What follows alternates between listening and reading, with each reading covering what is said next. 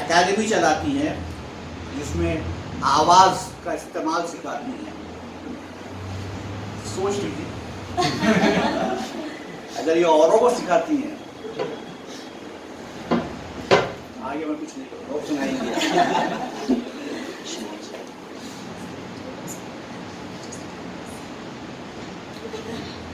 Ready?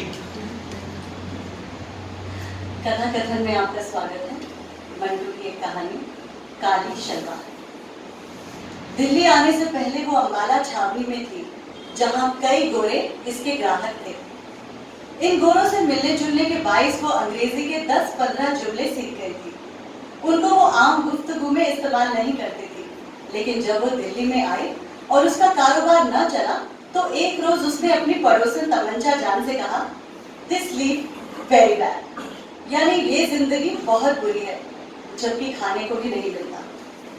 मगर यहाँ दिल्ली में वो जब से आई थी, एक गोरा भी उसके यहाँ नहीं आया था। 3 महीने उसको हिंदुस्तान के शहर में रहते हो गए थे, जहाँ इसने सुना था कि बड़े लाट साहब रहते हैं जो गर्मियों में शिमले चले जाते हैं। मगर सिर्फ 6 आदमी उसके पास आए थे, सिर्फ 6, यानी महीने में 2। और इन 6 ग्राहकों से उसने खुदा झूठ ना बुलवाए तो 18.5 रुपए वसूल किए थे। 3 रुपए से ज्यादा पर कोई मानता ही नहीं था। सुल्ताना ने इनमें से 5 आदमियों को अपना रेट 10 रुपए बताया था। मगर ताजुब की बात यह है कि इनमें से हर एक ने यही कहा, भाई हम 3 रुपए से 1 कौड़ी ज्यादा न देंगे। न जाने क्या बात थी कि इनमें से हर एक ने उसे सिर्फ 3 रुपए के काबिल समझा। खुदा बख्श और सुल्ताना, इनका आपस में कैसे संबंध हुआ ये एक बहुत लंबी कहानी है। खुदा बख्श रावलपिंडी का था, उसको सुल्ताना मिल गई, सुल्ताना ने उसको पसंद किया, चुनांचे दोनों का संबंध हो गया। खुदा बख्श आदमी मेहनती था, सुल्ताना ने कानों के लिए बुंदे खरीदे, 5.5 तोले की 8 कंगनियां भी बनवा ली। मगर न जाने खुदा बख्श के दिल में क्या समाई कि उसने दिल्ली जाने की ठान ली। सुल्ताना इनकार कैसे करती, जबकि खुदा बख्श को अपने लिए बहुत मुबारक ख्याल करती थी। उसने खुशी खुशी दिल्ली जाना कबूल कर लिया।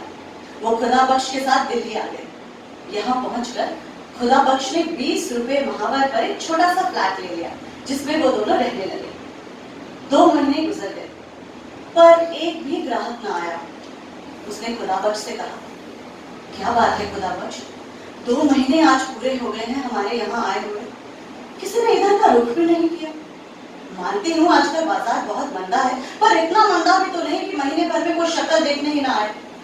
खुदा बख्श को भी ये बात बहुत अरसा से खटक रही थी, मगर वो खामोश था। वो कुछ कहने ही वाला था कि सीढ़ियों पर किसी के चढ़ने की आवाज आई। खुदा बख्श और सुल्ताना दोनों इस आवाज की तरफ मुतवज्जा हुए। थोड़ी देर बाद दस्तक हुई। खुदा बख्श ने लपक कर दरवाजा खोला। एक आदमी अंदर दाखिल हुआ। ये पहला ग्राहक था, जिससे 3 रुपए में सौदा तय हुआ। इसके बाद 5 और आए, यानी 3 महीने में 6, जिनसे सुल्ताना ने सिर्फ 18.5 रुपए वसूल किए। जब 5 महीने गुजर गए और आमदन खर्च के मुकाबले में चौथाई से भी कुछ कम रही, तो सुल्ताना की परेशानी और ज्यादा बढ़ गई। खुदा बख्श भी सारा दिन अब घर से गायब रहने लगा था। सारा दिन वो अपने सुनसान मकान में बैठी रहती। खुदा बख्श ने उससे कहा,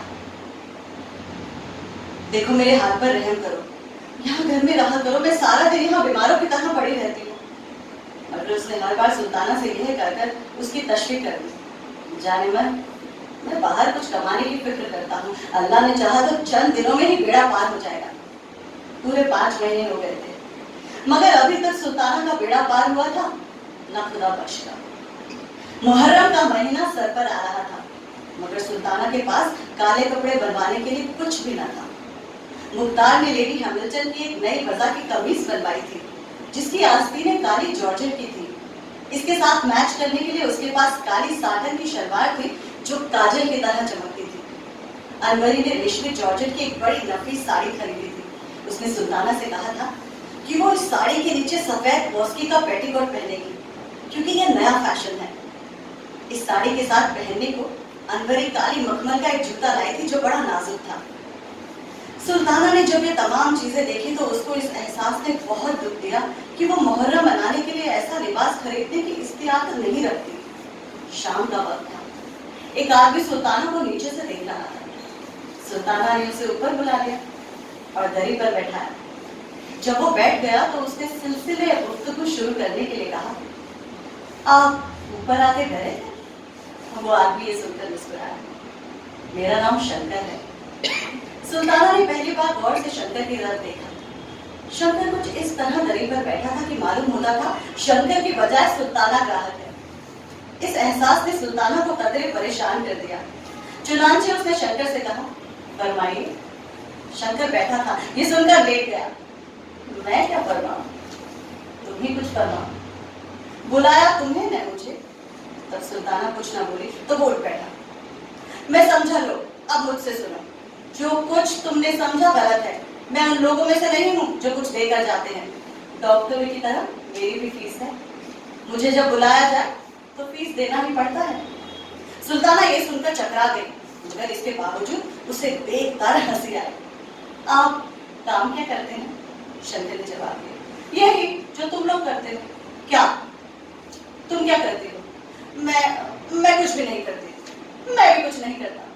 सुल्ताना ने गुना कर कहा, ये तो कोई बात ना हुई, आप कुछ ना कुछ तो जरूर करते होंगे। शंकर ने बड़े इत्मीनान से जवाब दिया, तुम भी तो कुछ ना कुछ जरूर करती हो। झक मारती हूँ। मैं भी झक मारता हूँ। तो आओ दोनों झक मारे। मैं हाजिर हूँ, मगर झक मारने के लिए दाम में कभी नहीं देता। होश की दवा करो, ये लंगर खाना नहीं है। और मैं भी वॉलंटियर नहीं हूँ। सुल्ताना यहाँ रुक गई। उसने पूछा, ये वॉलंटियर कौन होते हैं? शंकर ने जवाब दिया, उल्लू के पट्टे। मैं भी उल्लू की पट्टी नहीं, मगर वो आदमी खुदा बख्श जो तुम्हारे साथ रहता है जरूर उल्लू का पट्टा है। क्यों? इसलिए कि वो कई दिनों से एक ऐसे खुदा रसीदा फकीर के पास अपनी किस्मत कुर्बाने की खातिर जा रहा है जिसकी अपनी किस्मत जंग लगे ताले की तरह बंद है। यह कहकर शंकर हंसा। इस पर सुल्ताना ने कहा, तुम हिंदू हो इसलिए हमारे बुजुर्गों का मजाक उड़ाते। अरे शंकर मुस्कुराया, ऐसी जगहों पर हिंदू मुस्लिम सवाल पैदा नहीं हुआ करते। पंडित मौलवी और मिस्टर जिन्हा अगर यहाँ आ जाए तो वो भी शरीफ आदमी बन जाए। जाने तुम क्या ऊटपटांग बातें करते हो, बोलो रहोगे? उसी शर्त पर जो पहले बता चुका हूँ। सुल्ताना उठ खड़ी, तो जाओ रास्ता पकड़ो। शंकर आराम से उठा। पतलून की जेबों में उसने अपने दोनों हाथ घुसे और जाते हुए कहा, मैं कभी कभी इस बाजार से गुजरा करता हूँ। जब भी तुम्हें मेरी जरूरत हो बुला लेना, मैं बहुत काम का आदमी हूँ। शंकर चला गया। उस आदमी की बातों से उसके दुख को बहुत हल्का कर दिया था। शाम को जब खुदा बख्श आया तो सुल्ताना ने उससे पूछा, तुम आज सारा दिन किधर गायब रहे हो? सुल्ताना के दिमाग में मुहर्रम मनाने का ख्याल समाया हुआ था। खुदा बख्श ने रूनी आवाज में उससे कहा, तुम खुदा के लिए कुछ करो, चोरी करो या डाका मारो, पर मुझे एक शलवार का कपड़ा जरूर ला दो। मेरे पास सफेद बॉस्की की कमीज पड़ी है, उसको मैं काला रंगवा दूंगी। सफेद नैनो का एक नया दुपट्टा भी मेरे पास मौजूद है, वही जो तुमने मुझे दिवाली पर लाकर दिया था, ये भी काला रंगवा लिया जाएगा। एक सिर्फ शलवार की कमी है, सो वो तुम किसी ना किसी तरह पैदा कर दो ना। देखो तुम्हें मेरी जान की कसम, किसी ना किसी तरह जरूर ला दो। खुदा बख्श पैदा। अब तुम ख्वामा था जोर दिए चली जा रही हो, मैं कहां से लाऊंगा? अफीम खाने के लिए तो मेरे पास पैसे नहीं। कुछ भी करो, मगर मुझे 4.5 गज काली साटन ला दो। दुआ करो कि आज रात ही अल्लाह 2-3 आदमी भेज दे। अगले दिन उसने अपने सफेद नैनो का दुपट्टा और सफेद बॉस्की की कमीज निकाली और नीचे लॉन्ड्री वाले को रखने के लिए दे आई। शाम को बालकनी से उसे शंकर नजर आया। मकान के नीचे पहुंचकर उसने गर्दन ऊंची की और सुल्ताना की तरफ देखकर मुस्कुरा दिया। सुल्ताना ने गैर इरादी तौर पर हाथ का इशारा किया और उसे ऊपर बुला लिया। जब शंकर ऊपर आ गया तो सुल्ताना बहुत परेशान हुई कि इससे क्या कहे। दरअसल उसने ऐसे ही बिना सोचे समझे उसे इशारा कर दिया था। शंकर बेहद मुतमईन था, जैसे उसका अपना घर है। चुनांचे बड़ी बेतकल्लुफी से पहले रोज की तरह वो गांव तक या सर के नीचे रखकर लेट गया। जब सुल्ताना ने देर तक उससे कोई बात ना की तो उससे कहा, तुम मुझे 100 दफा बुला सकती हो और 100 दफा ही कह सकती हो कि चले जाओ। मैं ऐसी बातों पर कभी नाराज नहीं हुआ करता। सुल्ताना शशोपंच में गिरफ्तार हो गई, कहने लगी, नहीं बैठो, तुम्हें जाने को कौन कहता है? शंकर इस पर मुस्कुरा दिया, तो मेरी शर्त तुम्हें मंजूर है? कैसी शर्त? सुल्ताना ने हंस कर कहा, क्या निकाह कर रहे हो मुझसे? निकाह और शादी कैसी? ना तुम उम्र भर में किसी से निकाह करोगी, ना मैं। ये रस्में हम लोगों के लिए नहीं। छोड़ो इन फजूलियात को, कोई काम की बात करो। बोलो क्या बात करो? अरे तुम औरत हो, कोई ऐसी बात शुरू करो जिससे दो घड़ी दिल बहल जाए। इस दुनिया में सिर्फ दुकानदारी ही दुकानदारी नहीं, और भी बहुत कुछ है। सुल्ताना जहनी तौर पर अब शंकर को कबूल कर चुकी थी। कहने लगी, साफ साफ कहो तुम मुझसे क्या चाहते हो? जो दूसरे चाहते हैं। शंकर उठकर बैठ गए। तुम में और दूसरों में फिर फर्क ही क्या रहा? तुम में और मुझ में कोई फर्क नहीं, उनमें और मुझ में जमीन और आसमान का फर्क है। ऐसी बहुत सी बातें होती हैं जो पूछनी नहीं चाहिए, खुद समझना चाहिए। सुल्ताना ने थोड़ी देर तक शंकर की इस बात को समझने की कोशिश की, फिर कहा, मैं समझ गई हूँ। तो कहो क्या इरादा है? तुम जीते मैं हारी, पर मैं कहती हूँ आज तक किसी ने ऐसी बात कबूल ना की होगी। तुम गलत कहती हो। इसी मोहल्ले में तुम्हें ऐसी सदाका औरतें भी मिल जाएंगी जो कभी यकीन नहीं करेंगी कि औरत ऐसी जिल्लत कबूल कर सकती है जो तुम बगैर किसी एहसास के कबूल कर रही हो। लेकिन उनके ना यकीन करने के बावजूद तुम हजारों की तादाद में मौजूद हो। तुम्हारा नाम सुल्ताना है ना? सुल्ताना ही है। शंकर उठ खड़ा हुआ और हंसने लगा, मेरा नाम शंकर है। ये नाम भी अजब उटपटांग होते हैं। चलो आओ अंदर चलो। शंकर और सुल्ताना दरी वाले कमरे में वापस आए तो दोनों हंस रहे थे, न जाने किस बात पर। जब शंकर जाने लगा तो सुल्ताना ने कहा, शंकर मेरी एक बात मानो। शंकर ने जवाबन कहा, पहले बात तो बताओ। सुल्ताना को चीख सी गई, तुम कहोगे कि मैं दाम वसूल करना चाहती हूँ, मगर कहो कहो रुक क्यों दे।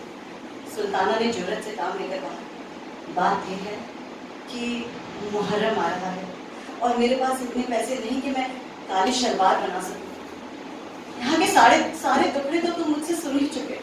कमीज और दुपट्टा मेरे पास मौजूद था जो मैंने आज रंगवाने के लिए दे दिया है। शंकर ने सुनकर कहा, हाँ तो तुम चाहती हो कि मैं तुम्हें कुछ रुपए दूं जो तुम ये काली शलवार बनवा सको? सुल्ताना ने फौरन ही कहा, नहीं मेरा मतलब ये है कि अगर हो सके तो तुम मुझे काली शलवार बनवा दो। शंकर मुस्कुराया, मेरी जेब में तो इत्तेफाक से कभी कुछ होता है। बहरहाल मैं कोशिश करूंगा। मुहर्रम की पहली तारीख को तुम्हें शलवार मिल जाएगी। ले बस अब खुश हो गई? सुल्ताना के बुंदों की तरफ देखकर शंकर ने पूछा, क्या ये बुंदे तुम मुझे दे सकती हो? सुल्ताना ने हंसकर कहा, अरे तुम इन्हें क्या करोगे? चांदी के मामूली बुंदे या ज्यादा से ज्यादा 5 रुपए के होंगे। इस पर शंकर ने कहा, मैंने तुमसे बुंदे मांगे हैं, उनकी कीमत नहीं पूछी। बोलो देती हो? ये लो। ये कहकर सुल्ताना ने बुंदे उतारकर शंकर को दे दिए। इसके बाद अफसोस हुआ मगर शंकर जा चुका था। सुल्ताना को कतई यकीन नहीं था कि शंकर अपना वायदा पूरा करेगा, मगर 8 रोज के बाद मुहर्रम की पहली तारीख को सुबह 9 बजे दरवाजे पर दस्तक हुई। सुल्ताना ने दरवाजा खोला तो शंकर खड़ा था, अखबार में लिखी हुई चीज इसने सुल्ताना को दिया, कहा, सादर की काली शलवार है, देख लेना, शायद लंबी हो। अब मैं चलता हूँ। शंकर शलवार देकर चला गया और कोई बात उसने सुल्ताना से लगी। उसकी पतलून में शिकने पड़ी हुई थी, बाल बिखरे हुए थे, ऐसा मालूम होता था कि अभी अभी सोकर उठा है और सीधा इधर ही चला आया है। सुल्ताना ने कागज खोला, साटन की काली सलवार थी, ऐसी ही जैसी अनवरी के पास थी, वो देखकर आई थी। सुल्ताना बहुत खुश हुई। बुंदों और इस सौदे का जो अफसोस उसे हुआ था, वो शलवार ने और शंकर की वायदा ने दूर कर दिया। दोपहर को वो नीचे लॉन्ड्री वाले से अपनी रंगी हुई कमीज और दुपट्टा लेकर आई। तीनों काले कपड़े जब उसने पहन लिए तो दरवाजे पर दस्तक हुई। सुल्ताना ने दरवाजा खोला तो अंदर ही अंदर दाखिल हुई।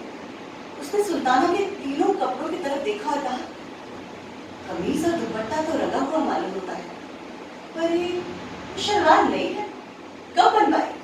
सुल्ताना ने जवाब दिया, आज ही दर्जी लाया है। ये कहते हुए उसकी नजर अंदर के कानों पर पड़ी। ये बुंदे तुमने कहाँ से लिए? अंदरी ने जवाब दिया, आज ही बनवाए हैं। इसके बाद दोनों को थोड़ी देर तक खामोश रहना पड़ा।